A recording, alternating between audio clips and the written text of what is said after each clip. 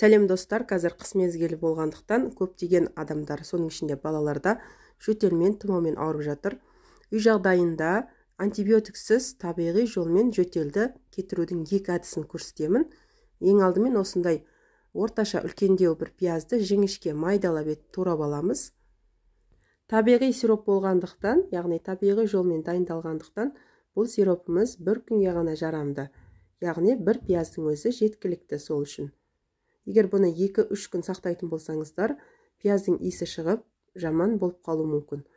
Сол үшін бір пияздың өзін бір күнде қолдансаңыздар, өте керемет әсерін береді.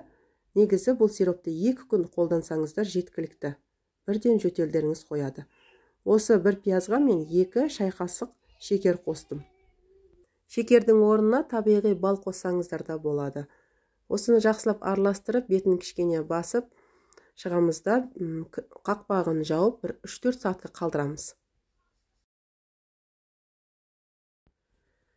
Келесі табиғи жолмен жөтелдің кетірудің әдісі бұл сүт. Қызып тұрған сүтімізге біз кішкене ғана сары май қосамыз. Сосын шай қасықтың ұшында кішкене ас содасын қосамыз. Ас соданы көп қосып жүрмеңіздер, ащы болып кетуі мүмкін. Осыны жақсылап араластырып, азанда, яғни кешке ішсеңіздер, өте керемет пайдасын береді. Ал пияздың суын күндіз қалаған кезде 3-4 реттен ішіп жүрсеңіздер, бұл керемет әсерін береді. 2 сағаттың ішінде осындай су шықты. Бұны көп уақыт күтіп отырудың қажеті жоқ. Осындай бір қасық су дайын болғаннан алып іше берсеңіздер болады. Тағы да бір айналып келіп ішем дегенше, тағы да су дайын болып тұрады. Ем болсын, ауырмаңыздар.